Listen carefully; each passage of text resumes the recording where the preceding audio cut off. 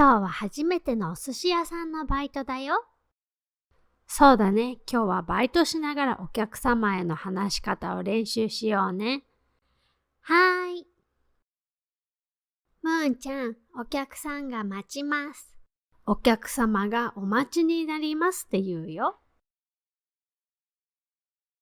お客さんが食べました。お客様が召し上がりましただよ。お客さんが帰ります。お客様がお帰りになります。話し方が全然違うね。ムーンちゃんです。ペッピーです。In this lesson, we are gonna learn おになります。今日も頑張ろう。In Japanese, when we talk about what a customer, teacher, or manager does, we use respectful language. This is called 尊敬語 in Japanese. There are several ways to use 尊敬語, but today we will look at one common phrase, おになります。So what does this phrase actually mean? You can use it when talking politely about the action of someone you want to show respect to. For example, imagine you work at a sushi restaurant.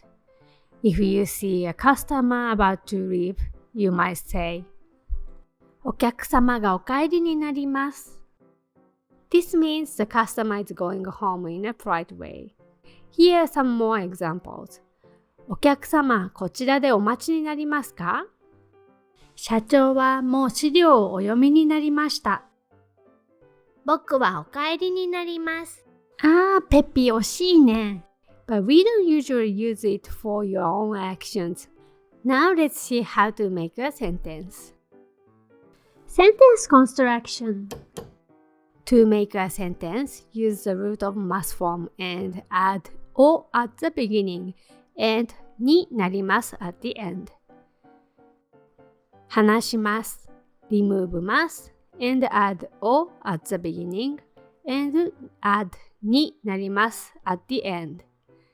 お話になります and if you change ます to ました it becomes past tense. お帰りになりました if you change ます to ますか it becomes a question.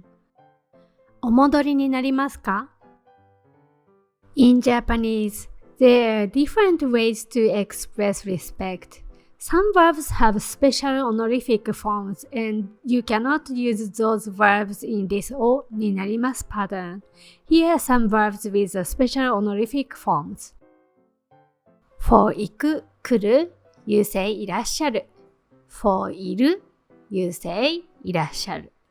For 食べる、飲む、you say 召し上がる。For 寝る you say お休みになる and lastly for する you say なさる So if a verb doesn't have a special honorific form, we often use おになりますそれでは例文ですそちらの靴お試しになりますか？この資料はご自分でお持ちになりますか？何かメッセージをお残しになりますか？見てくれてありがとう。If you enjoyed this video, please give it a thumbs up and don't forget to hit subscribe. またね